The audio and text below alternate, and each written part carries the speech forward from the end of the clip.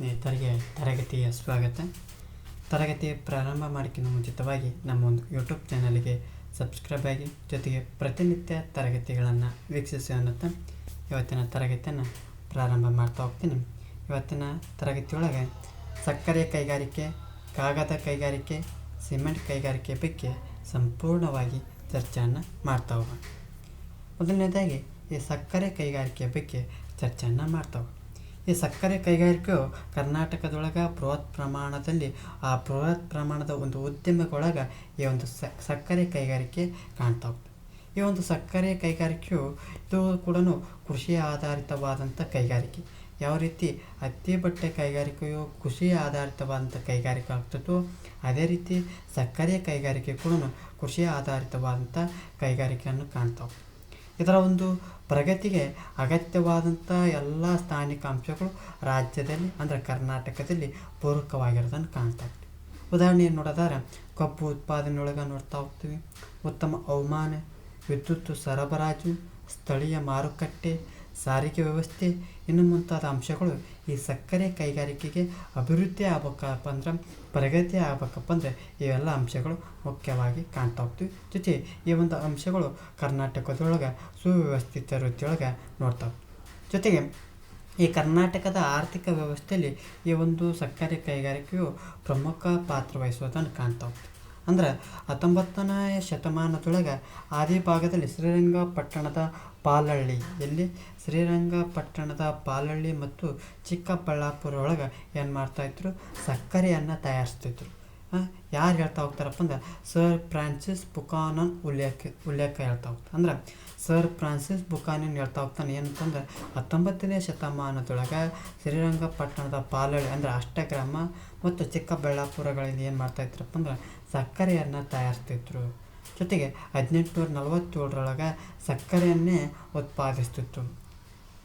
ಲಂಡನ್ನಿನ ಮತ್ತು ವಸ್ತು ಪ್ರದರ್ಶನದಲ್ಲಿ ಭಾಗವಹಿಸಿ ಬಹುಮಾನವನ್ನು ಗಳಿಸಿತ್ತು. ಅಂದರೆ ಎಷ್ಟರ ಮಟ್ಟಿಗೆ ಈ ಒಂದು ಸಕ್ಕರೆ ಕಾರ್ಖಾನೆ ಒಂದು ಪ್ರಸಿದ್ಧಿಯನ್ನು ಪಡ್ತಾ ಹೋಗ್ತದಪ್ಪ ಅಂದ್ರೆ, ಈ 1847ರಾಗ ಈ ಸಕ್ಕರೆಯನ್ನು ಉತ್ಪಾದನೆ ಮಾಡಿ ಅದನ್ನು ಲಂಡನ್ನಿನ ವಸ್ತು ಪ್ರದರ್ಶನದಲ್ಲಿ ಭಾಗವಹಿಸಿ ಬಹುಮಾನ ಗಳಿಸ್ತಾ ಹೋಗ್ತೈತಿ. ಯಾವಾಗ 1847ರಾಗ ದಾಖಲೆಗಳಿಂದ ತಿಳಿದು ಬರ್ತಾ ಹೋಗ್ತೈತಿ.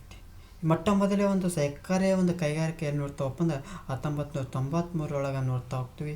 ಎಲ್ಲಿ ಪ್ರಾರಂಭ ಆಗ್ತೈತಪ್ಪ ಅಂದ್ರೆ ಮಂಡ್ಯದೊಳಗೆ ಏನಾಗ್ತೈತಿ 1993ರೊಳಗೆ ಮಂಡ್ಯದೊಳಗೆ ಏನಾಗ್ತೈತಪ್ಪ ಅಂದ್ರೆ ಮೊಟ್ಟ ಮೊದಲ ಸಕ್ಕರೆ ಕೈಗಾರಿಕೆ ಪ್ರಾರಂಭ ಆಗ್ತೈತಿ.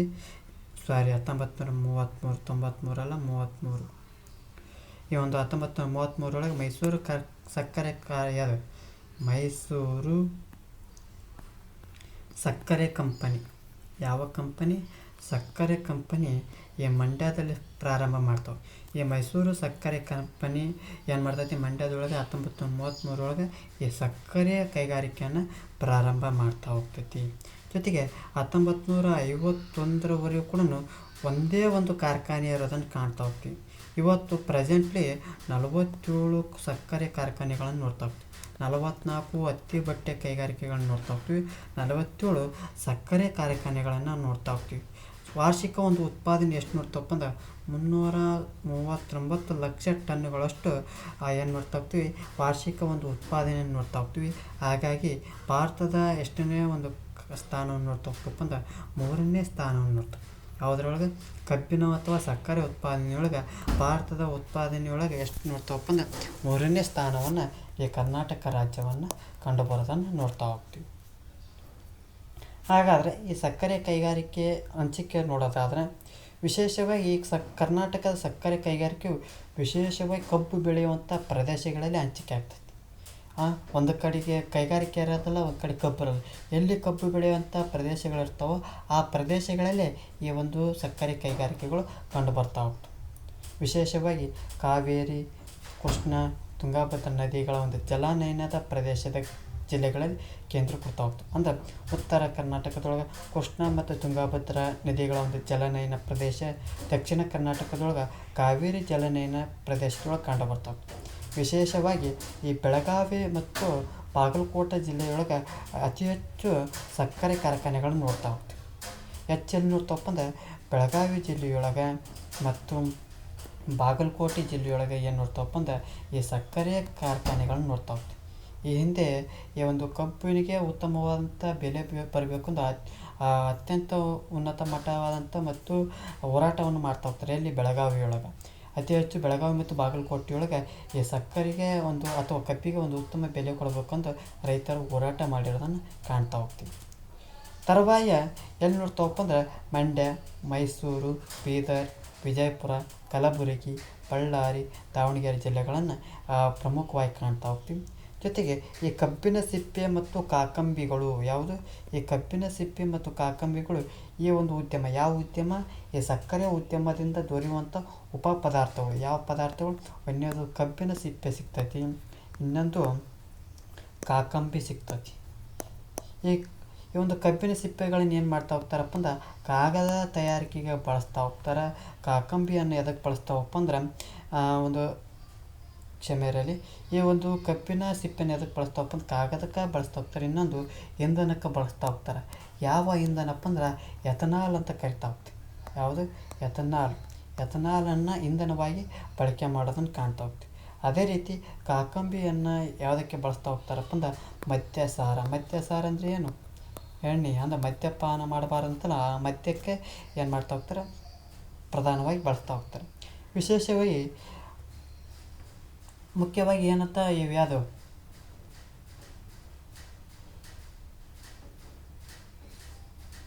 ಈ ಒಂದು ಸಕ್ಕರೆ ಜಿಲ್ಲೆ ಅಂತ ಯಾವ್ದು ಕರಿತಾವಪ್ಪ ಅಂದ್ರೆ ಈ ಬೆಳಗಾವಿ ಜಿಲ್ಲೆಯನ್ನು ಕರಿತಾ ಹೋಗ್ತೀವಿ. ಯಾಕೆ ಕರಿತಪ್ಪ? ಅತಿ ಹೆಚ್ಚು ಕಬ್ಬು ಬೆಳೆಯುವಂಥ ಪ್ರದೇಶ ಆಗ್ತೈತಿ ಮತ್ತು ಕಾರ್ಖಾನೆಗಳು ಕಾಣ್ತಾ ಹೋಗ್ತೀವಿ. ಅದೇ ರೀತಿ ಕರ್ನಾಟಕದ ಸಕ್ಕರೆ ನಗರ ಅಂತ ಯಾವ್ದು ಕರಿತಾವಪ್ಪ ಅಂದ್ರೆ ಈ ಮಂಡ್ಯ ಜಿಲ್ಲೆಯನ್ನು ಕರಿತಾರೆ. ಯಾಕಪ್ಪ? ಉನ್ನತ ಮಟ್ಟದ ಒಂದು ಕಬ್ಬನ್ನು ಸಿಗ್ತಾ ಹೋಗ್ತೈತಿ ಮತ್ತು ಪ್ರಾರಂಭದಲ್ಲೇ ಈ ಒಂದು ಜಿಲ್ಲೆಯೊಳಗೆ ಏನು ಮಾಡ್ತಾ ಹೋಗ್ತೈತಿ? ಸಕ್ಕರೆ ಕಾರ್ಖಾನೆ ಪ್ರಾರಂಭ ಆಗಿರೋದ್ರಿಂದ ಇನ್ನು ಸಕ್ಕರೆ ನಗರ ಮತ್ತು ಇನ್ನೊಂದು ಉನ್ನತ ಮಟ್ಟದ ಒಂದು ಕಬ್ಬನ್ನು ನೋಡ್ತಾ ಹೋಗ್ತೀವಿ. ಜೊತೆಗೆ ಸಕ್ಕರೆ ಜಿಲ್ಲೆ ಅಂತ ಯಾಕೆ ಕರಿತಾವಪ್ಪ ಅಂದ್ರೆ ಅತಿ ಹೆಚ್ಚು ಪ್ರಮಾಣದ ಕಬ್ಬನ್ನು ಬೆಳೀತಾ ಹೋಗ್ತೈತಿ ಮತ್ತು ಅತಿ ಹೆಚ್ಚು ಸಕ್ಕರೆ ಕೈಗಾರಿಕೆಗಳು ಈ ಬೆಳಗಾವಿ ಜಿಲ್ಲೆಯೊಳಗೆ ಮತ್ತು ಬಾಗಲಕೋಟೆ ಜಿಲ್ಲೆಯೊಳಗೆ ಕಂಡು ಬರೋದನ್ನು ಕಾಣ್ತಾ ಹೋಗ್ತೀವಿ. ಇದಿಷ್ಟೇನಪ್ಪ ಅಂದ್ರೆ ಸಕ್ಕರೆ ಕೈಗಾರಿಕೆ ಬಗ್ಗೆ ಮಾಹಿತಿ ಆಗ್ತೈತೆ. ಮುಂದುವರೆದು ನೋಡ್ತಾ ಹೋಗೋಣ ಕಾಗದದ ಕೈಗಾರಿಕೆ. ಈ ಕಾಗದವು ಆಧುನಿಕ ಜಗತ್ತಿನಲ್ಲಿ ಮಹತ್ವವಾದಂಥ ವಸ್ತು ಆಗ್ತದೆ. ಯಾಕಪ್ಪ ಅಂದ್ರೆ ಈ ಒಂದು ಕಾಗದ ಎಲ್ಲೆಲ್ಲಿ ನೋಡ್ತಾವಪ್ಪ ಅಂದ್ರೆ ಶಿಕ್ಷಣ ಕ್ಷೇತ್ರದೊಳಗೆ ನೋಡ್ತಾ ಹೋಗ್ತೀವಿ. ಮುದ್ರಣ, ವೃತ್ತಪತ್ರಿಕೆ, ಸಂಸ್ಕೃತಿಯ ಒಂದು ವಿಕಾಸಕ್ಕೆ ಈ ಒಂದು ಕಾಗದ ಅತಿ ಮುಖ್ಯ ವಸ್ತುವಾಗಿರೋದು ಕಾಣ್ತಾ ಹೋಗ್ತೀವಿ. ಅಂದರೆ ಈ ಕಾಗದ ಕೈಗಾರಿಕೆಯು ಯಾವ ಒಂದು ಆಧಾರಿತವಾಗಿರ್ತದಪ್ಪ ಅಂದ್ರೆ ಅರಣ್ಯ ಆಧಾರಿತವಾಗಿರ್ತದೆ. ಯಾವ ರೀತಿ ಹತ್ತಿ ಬಟ್ಟೆ ಕೈಗಾರಿಕೆ ಮತ್ತು ಸಕ್ಕರೆ ಕೈಗಾರಿಕೆಗಳು ಕೃಷಿ ಆಧಾರಿತ ಕೈಗಾರಿಕೆ ಆದಪ್ಪ ಅಂದರೆ ಈ ಕಾಗದವು ಅರಣ್ಯ ಆಧಾರಿತ ಒಂದು ಕಾಣ್ತಾ ಹೋಗ್ತದೆ. ಈ ಒಂದು ಕಾಗದ ತಯಾರಿಕೆಗೆ ಏನೆಲ್ಲ ವಸ್ತುಗಳು ಬೇಕಾಗ್ತಾವಪ್ಪ ಅಂದ್ರೆ ಕೈಗಾರಿಕೆಗೆ ಬಿದಿರು, ಮರದ ತಿರುಳು, ಹುಲ್ಲು, ಕಬ್ಬಿನ ಸಿಪ್ಪೆ, ಚಿಂದಿ ಬಟ್ಟೆ, ರದ್ದಿ ಕಾಗದಗಳನ್ನು ಏನು ಮಾಡ್ತಾ ಹೋಗ್ತಾರಪ್ಪ ಅಂದ್ರೆ ಕಚ್ಚಾ ಪದಾರ್ಥಗಳನ್ನಾಗಿ ಬಳಕೆ ಮಾಡ್ತಾ ಹೋಗ್ತಾರೆ. ಅಂದರೆ ಈ ಒಂದು ಕಾಗದ ತಯಾರಿಕೆಗೆ ಈ ಒಂದು ಅಂಶಗಳು ಕಚ್ಚಾ ಪದಾರ್ಥಗಳಾಗಿ ಬಳಸ್ತಾ ಹೋಗ್ತಾರೆ. ಹಾಗಾದರೆ ಮೊಟ್ಟ ಮೊದಲ ಕರ್ನಾಟಕದಲ್ಲಿ ಎಲ್ಲಿ ನೋಡ್ತಾ ಹೋಗ್ತಾವಪ್ಪ ಅಂದರೆ ಶಿವಮೊಗ್ಗ ಮತ್ತು ಚಿಕ್ಕಮಗಳೂರು ಜಿಲ್ಲೆಯ ದಟ್ಟವಾದ ಅಂಥ ಅರಣ್ಯವನ್ನು ಗಮನದಲ್ಲಿಟ್ಟುಕೊಂಡು ಭದ್ರಾವತಿಯೊಳಗೆ ಮೈಸೂರು ಪೇಪರ್ ಮಿಲ್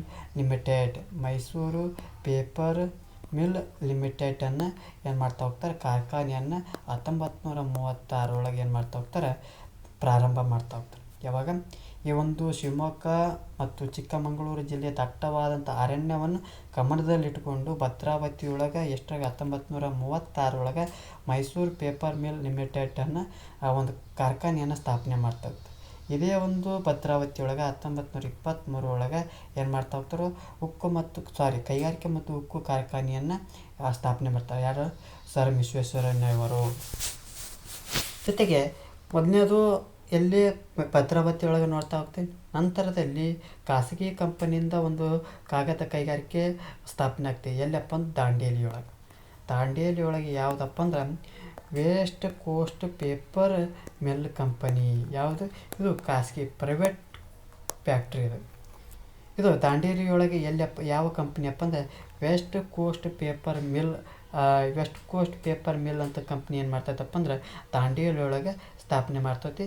ಈ ಒಂದು ಕಂಪನಿಯು ಖಾಸಗಿ ಕಂಪನಿಯಿಂದ ಆಗಿರೋದನ್ನು ಕಾಣ್ತಾ ಹೋಗ್ತೈತಿ.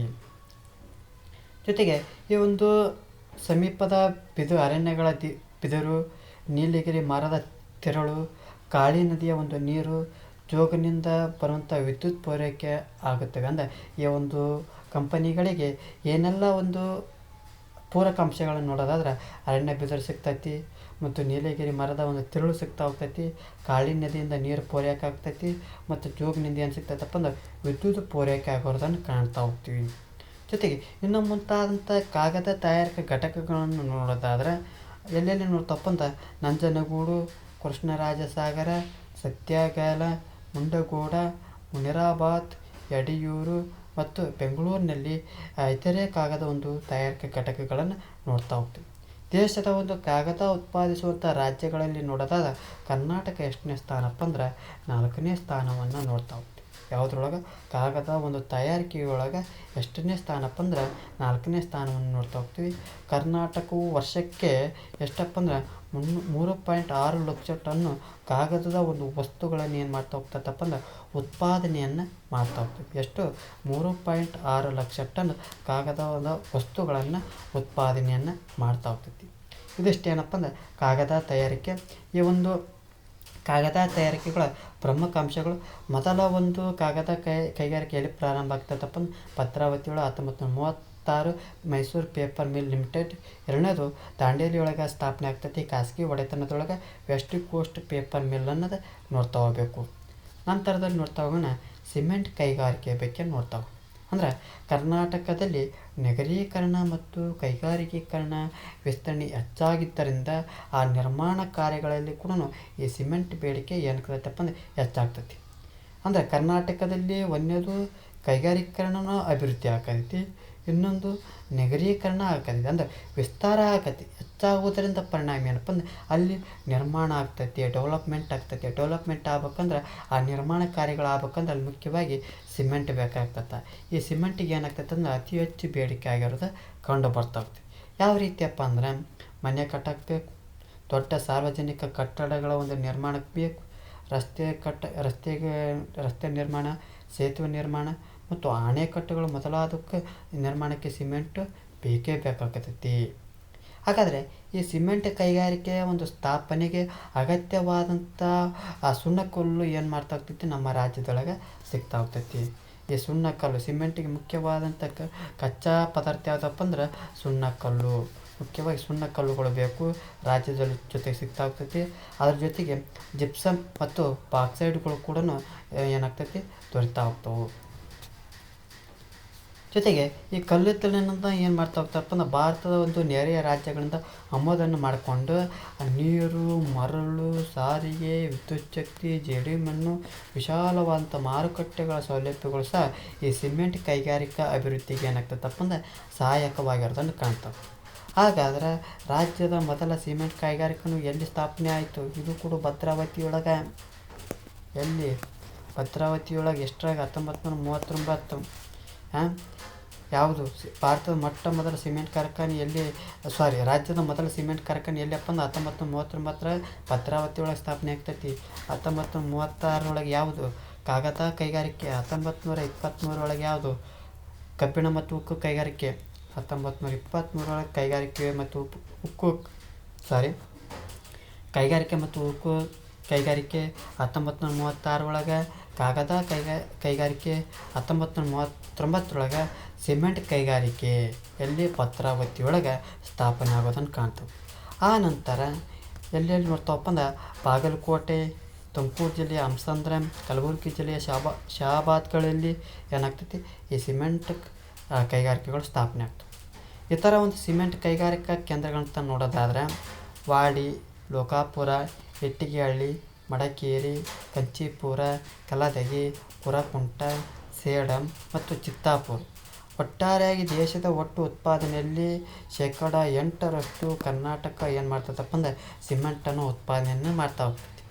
ರಾಜ್ಯಕ್ಕೆ ಈಗ ಸುಮಾರು 121 ಲಕ್ಷ ಟನ್ನುಗಳಷ್ಟು ವಾರ್ಷಿಕ ಸಿಮೆಂಟ್ ಉತ್ಪಾದಿಸುವಂಥ ಸಾಮರ್ಥ್ಯವನ್ನು ನೋಡ್ತಾ ಹೋಗ್ತೀವಿ. ಎಷ್ಟು? 8% ಭಾರತದೊಳಗೆ ದೇಶದ ಒಟ್ಟು ಉತ್ಪಾದನೆಯೊಳಗೆ ಕರ್ನಾಟಕದ ಪಾಲು ಎಷ್ಟಪ್ಪ ಅಂದ್ರೆ 8%. ವಾರ್ಷಿಕ ಒಂದು ಉತ್ಪಾದನೆ ನೋಡಿದ್ರೆ 121 ಟನ್ ಲಕ್ಷದಷ್ಟು ಸಿಮೆಂಟ್ ಉತ್ಪಾದಿಸುವಂಥ ಸಾಮರ್ಥ್ಯ ಕರ್ನಾಟಕದೊಳಗೆ ನೋಡ್ತಾ ಹೋಗ್ತೀವಿ. ಈ ಒಂದು ಸಿಮೆಂಟ್ ಕೈಗಾರಿಕೆಗಳು ಮುಖ್ಯವಾಗಿ ಅಂಶ. ಆ ಸಿಮೆಂಟ್ ಕೈಗಾರಿಕೆಗೆ ಮುಖ್ಯವಾದಂಥ ಅಗತ್ಯವಾದಂಥ ಅಂಶಗಳು ಯಾವಪ್ಪ ಅಂದ್ರೆ, ಒಂದನೇದು ಸುಣ್ಣಕಲ್ಲು ಬೇಕು, ಜಿಪ್ಸಮ್ ಬೇಕು, ಬಾಕ್ಸೈಡ್ ಬೇಕು. ಎರಡನೇದು ಮೊಟ್ಟ ಮೊದಲ ಸಿಮೆಂಟ್ ಕೈಗಾರಿಕೆ ಎಲ್ಲಿ ಕಂಡು ಬರ್ತೈತಪ್ಪ ಅಂದ್ರೆ ಭದ್ರಾವತಿ ಒಳಗೆ 1939 ಏನು ಮಾಡ್ತಾ ಹೋಗ್ತಾರೆ, ಸ್ಥಾಪನೆಯನ್ನು ಮಾಡ್ತಾ ಹೋಗ್ತಾರೆ. ಇದಿಷ್ಟು ಸಿಮೆಂಟ್ ಕೈಗಾರಿಕೆಯ ಬಗ್ಗೆ ಮಾಹಿತಿ ಆಗ್ತದೆ. ಈ ಒಂದು ತರಗತಿ ಎಷ್ಟಾದರೆ ನಮ್ಮ ಒಂದು ಯೂಟ್ಯೂಬ್ ಚಾನಲಿಗೆ ಸಬ್ಸ್ಕ್ರೈಬ್ ಆಗಿ, ಜೊತೆ ಈ ಒಂದು ತರಗತಿ ಎಷ್ಟ ಲೈಕ್ ಮಾಡಿ, ಇಲ್ಲದಿದ್ದರೆ ಡಿಸ್ಲೈಕ್ ಮಾಡಿ. ಏನಾದರೂ ದೋಷಗಳು ಮತ್ತು ನಿಮ್ಮ ಒಂದು ಅಭಿಪ್ರಾಯಗಳನ್ನು ಕಮೆಂಟ್ ಬಾಕ್ಸ್ನ ಮೂಲಕ ತಿಳಿಸಿ ಅನ್ನುತ್ತಾ ಈ ಒಂದು ತರಗತಿಯನ್ನು ಮುಗಿಸ್ತಾ ಇದ್ದೀನಿ. ಎಲ್ಲರಿಗೂ ಧನ್ಯವಾದಗಳು.